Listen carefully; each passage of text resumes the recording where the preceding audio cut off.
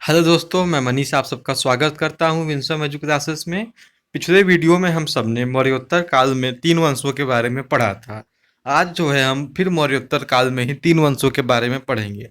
परंतु ये तीनों वंशों जो हैं भारतीय वंश ना होकर विदेशी आक्रमणकारी थे, जिन्होंने भारत पर आक्रमण किया तथा अपने अपने वंशों की नींव रखी। चलिए शुरू करते हैं आज के इस सेशन को। तो सबसे पहला वंश जो हमें देखने को मिलता है मौर्योत्तर वंश के बाद, वो उसका नाम है हिंद यूनानी वंश। ठीक, इनका नाम है हिंद यूनानी, या इन्हें जो है हिंद यवन भी कहा जाता है। इन्होंने जो है 190 ईसा पूर्व में भारत पर आक्रमण किया और पश्चिमोत्तर भारत के विशाल क्षेत्र पर अधिकार कर दिया था। ठीक, ये अगर भारत है, ये इसका उत्तर क्षेत्र, ये इसका पश्चिम क्षेत्र, जो ये वाला एरिया था भारत का, बेसिकली पंजाब और प्रेजेंट पाकिस्तान वाले इस क्षेत्र में जो हिंद यवन के लोगों ने क्या किया था, 190 ईसा पूर्व में आक्रमण करके इन्हीं क्षेत्रों पर अधिकार कर दिया था। भारत पर आक्रमण सबसे पहले इन्होंने यूनानियों ने ही किया था। इन्हें क्या कहलाते थे, ये बैक्टीरियाई भी कहलाते थे। इसमें जो है सबसे महान शासक इनका मिनांडर या मिलिंद था। सबसे महान और लोकप्रिय शासक जो था इनका मिनांडर या मिलिंद कहा माना जाता है इसे, और इसने ही भारत में सर्वप्रथम सोने के सिक्के चलवाए थे। ठीक, तो इससे बनने वाला सबसे महत्वपूर्ण प्रश्न यही होता है कि भारत में सोने के सिक्के सर्वप्रथम किसने चलवाए थे, तो मिनांडर या मिलिंद ने चलवाए थे। अगर आपसे इसकी राजधानी पूछे तो इसकी राजधानी जो है पंजाब थी। ठीक, कि चूंकि ये उत्तर पूर्व पश्चिम भारत में थे, तो इनकी राजधानी भी इधर ही हुआ करती थी। उसके बाद दूसरा वंश आता है, उस वंश का नाम है शक वंश। ठीक, शक वंश को जो है सीथियन भी कहा जाता है। ये जो शक भारत में कहा जाता था, जहाँ की ये मूल निवासी थे, इन्हें क्या कहा जाता था, ये सीथियन कहा जाता था।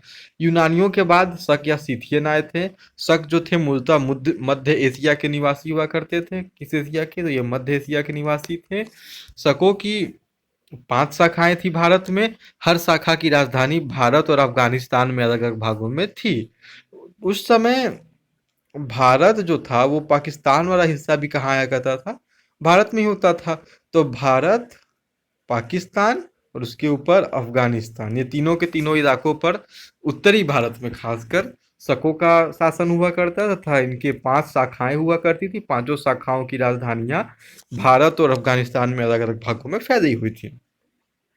इनकी पहली शाखा ने अफगानिस्तान, दूसरी शाखा ने पंजाब, उसकी राजधानी तक्षशिला थी। तीसरी शाखा ने मथुरा, चौथी शाखा ने पश्चिम भारत और पांचवी शाखा ने ऊपरी दक्कन पर प्रभुत्व स्थापित किया था। मतलब ये जो है साउथ एशिया के ऊपरी वाला सॉरी साउथ इंडिया के जो ऊपरी वाला हिस्सा था, उस पर भी इनका प्रभुत्व हुआ करता था। किनका, शक होगा, इनकी 5 शाखाएं हुआ करती थी। ये सब चारागाह की खोज में भारत आए हुए थे तथा युद्ध करके इन्होंने साम्राज्य स्थापित किया। 58 ईसा पूर्व में उज्जैन के विक्रमादित्य द्वितीय ने शकों को पराजित करके बाहर खदेड़ दिया था और विक्रमादित्य की उपाधि धारण की थी। ठीक, ऐसा कहा जाता है कि विक्रमादित्य द्वितीय एक शासक थे उज्जैन के। इन्होंने ही शकों को पराजित करके उज्जैन से बाहर निकाला था और उसके बाद इन्होंने विक्रमादित्य की उपाधि धारण की थी। जो विक्रमादित्य की उपाधि है वो इतिहास में बहुत ही महत्वपूर्ण उपाधि है, इसे हम आगे देखेंगे। शकों की अन्य शाखाओं की तुलना में दक्षिण भारत में प्रभुत्व स्थापित करने वाली शाखा ने सबसे लंबे अरसे तक शासन किया था। जो इनकी 4 एक 5 ऐसे मान, मतलब जो एक शासक शाखा दक्षिण भारत में थी, वो सर्वाधिक समय तक शासन की थी और बाकी 4 शाखाएं जो थे कुछ समय बाद क्या हो गए, नष्ट हो गए। शकों का सबसे प्रतापी शासक जो है रुद्रदामन प्रथम है। इसका शासन गुजरात के बहुत बड़े भूभाग पर था। ये प्रसिद्ध है क्योंकि इसने जो था सुदर्शन झील, जो मौर्यों चंद्रगुप्त मौर्य द्वारा निर्माण करवाया गया था, उसका क्या करवाया, जीर्णोद्धार अर्थात मरम्मत इसने करवाया था। और रुद्रादमन का जूनागढ़ अभिलेख, इसके बारे में जानकारी हमें यहीं से मिलती है। संस्कृत भाषा का सबसे प्राचीन और सबसे बड़ा अभिलेख यही है। और भारत में शक राजा अपने को क्या कहते हैं, क्षत्रप कहते थे। तो शकों के बारे में इतनी जानकारियां हमें मिलती हैं। और सबसे महत्वपूर्ण यहाँ बात देखने को मिलती है कि इसका सबसे प्रतापी शासक जो रुद्रदामन प्रथम था, उसी ने सुदर्शन झील का निर्माण करवाया था। उसके बाद जूनागढ़ अभिलेख में इसको लिखवाया था। जूनागढ़ अभिलेख अपने आप में ही एक प्रश्न बनता है कि यह संस्कृत भाषा का फर्स्ट एंड लॉन्गेस्ट अभिलेख है। उसके बाद भारत पर कुषाणों का उसके बाद भारत में पहलव आते हैं, जो कि कुछ खास महत्वपूर्ण नहीं है। क्रम में इसको याद रखिए, तीसरे नंबर पे पहलव आते हैं, चौथे नंबर पे जो है भारत में कुषाणों का आक्रमण होता है, तथा कुषाणों की जो राजधानी थी वो पुरुषपुर या पेशावर है, जो कि वर्तमान कहाँ है, पाकिस्तान में है। ठीक। और उसके बाद इनकी दूसरी राजधानी जो है मथुरा को माना जाता था। तो कुषाणों की दो राजधानियां हुआ करती थी, एक राजधानी का नाम था मथुरा और दूसरी राजधानी का नाम था इनके पेशावर। ठीक। उसके बाद भारत में जो शुद्ध सोने के सिक्के चलवाने का श्रेय जो है कुषाणों को ही दिया जाता है। इन्होंने ही भारत में शुद्ध सोने के सिक्के को चलवाया। तो सबसे पहले सोना का सिक्का किसने चलवाया था, तो वो चलवाने का श्रेय जाता है मिलिंद या मिनांडर को। ठीक। और उसके बाद इस वंश का संस्थापक कुजुल कटफिसेस था। कुजुल कटफिसेस इस वंश का संस्थापक था, तथा इसके बाद एक और विम कटफिसेस शासक बनता है, परंतु इस वंश का महानतम शासक जो था कनिष्क था।